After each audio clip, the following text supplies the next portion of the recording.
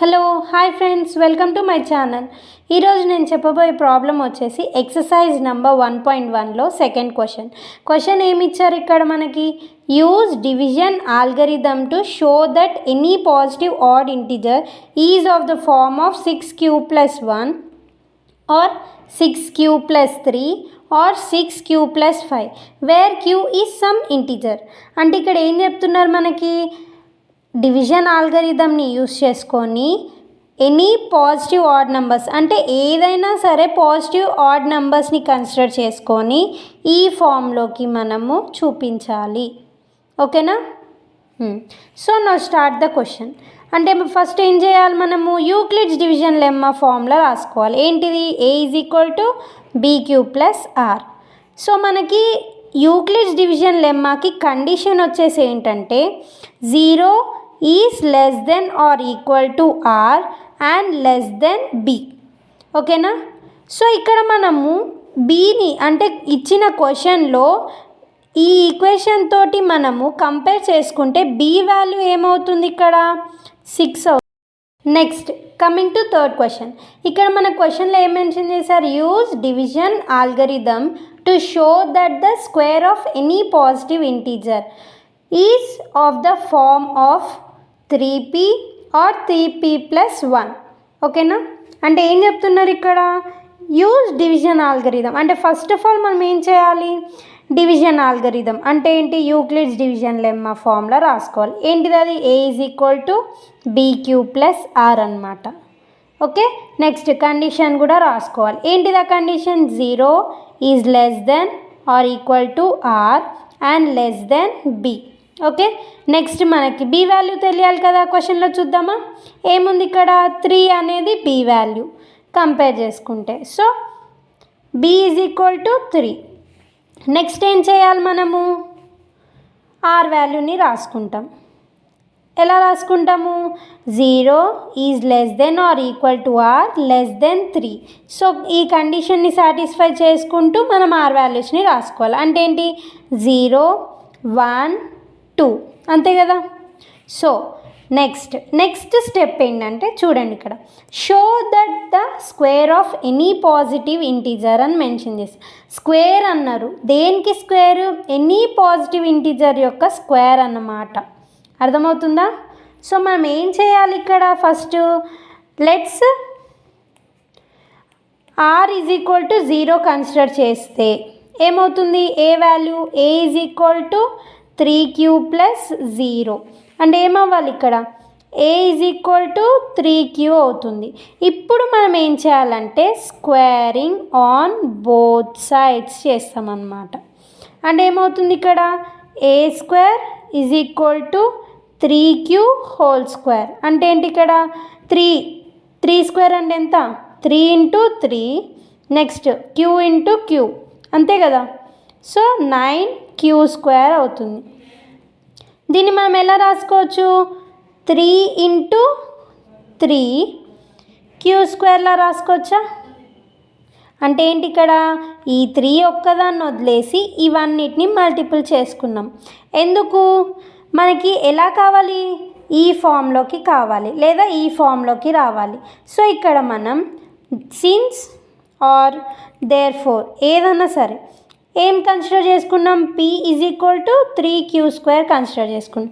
అంటే ఏమవుతుంది, 3p అవుతుందన్నమాట. ఓకేనా? ఏం సాటిస్ఫై చేయాలి, ఇది సాటిస్ఫై అయింది కదా. ఓకేనా? Next coming to r is equal to 1. r అనేది 1 కన్సిడర్ చేసుకుంటే a is equal to 3q plus 1 అవుతుంది. ఇప్పుడు స్క్వేరింగ్ ఆన్ బోత్ సైడ్స్. ఓకేనా? స్క్వేరింగ్ ఆన్ బోత్ సైడ్స్ చేస్తే ఏమవుతుంది, a square is equal to 3q plus 1 whole square. దీన్ని ఎలా రాసుకోవచ్చు, ఇది ఏ ఫామ్లో ఉంది, a plus b whole square అంతే కదా. a square plus b square plus 2ab అంతే కదా. సో ఈ ఫామ్లో రాసుకోవాలి ఇప్పుడు మనం. అంటే ఏంటి, a square is equal to 3q whole square plus 1 square plus 2 into 3q into 1 అంతేనా. So 3 3 9 q square plus 1 plus 3 2s are 6 q, అంతే కదా. సో ఇప్పుడు 9q square plus 1 plus 6q, దీన్ని ఎలా రాసుకోవచ్చు? 9q square plus 6q plus 1 అంటే ఎలా రాసుకున్నాం మనం? ఆర్డర్లో రాసుకున్నాం. పవర్ 2 పవర్ 1 ఇక్కడ 0. ఇప్పుడు మనం ఈ రెండిట్లో నుంచి ఏం కామన్ తీసుకోవచ్చు? 3ని కామన్ తీయవచ్చా? 3ని కామన్ తీస్తే 3 3s are 9 కదా. సో 3 అనేది ఒకటి లోపల రాసుకుంటున్నాం. 3q స్క్వేర్ ఇక్కడ 2 వస్తుంది, ఎందుకు? 3 2s are 6 కదా. సో 2q అంతేనా ప్లస్ 1 అంటే ఇక్కడ ఏమవుతుంది?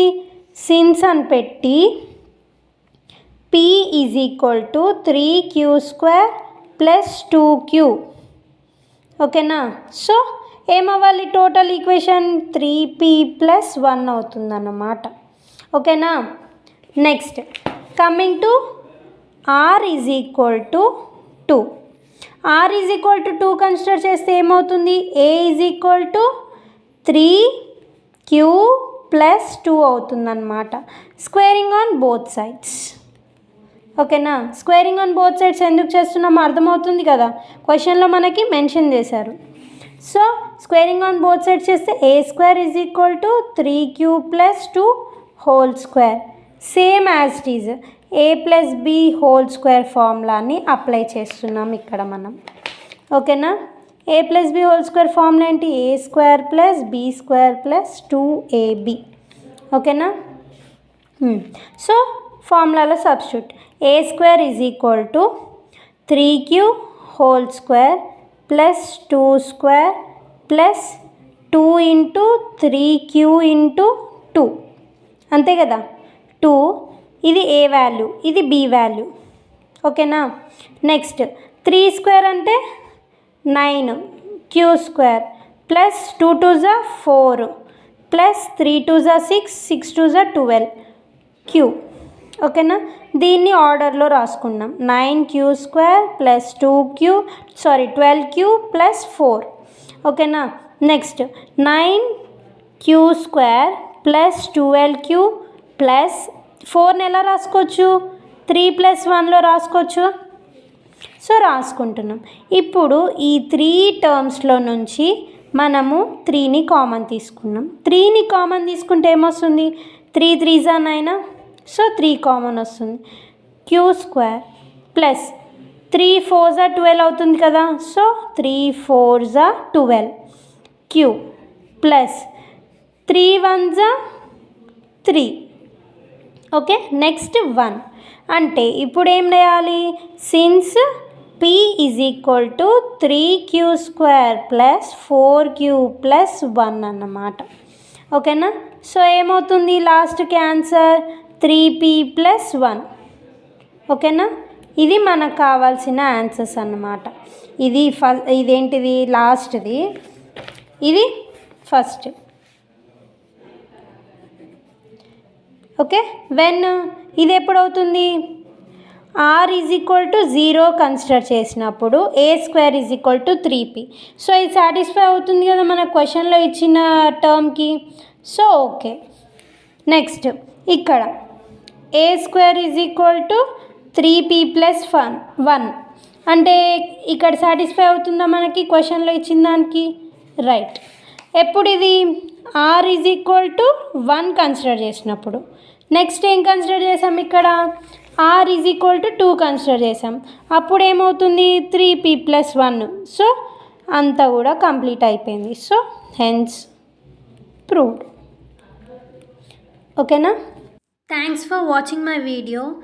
నా వీడియో కనుక మీకు నచ్చినట్లయితే please like, share and subscribe to my channel mech girl to math girl.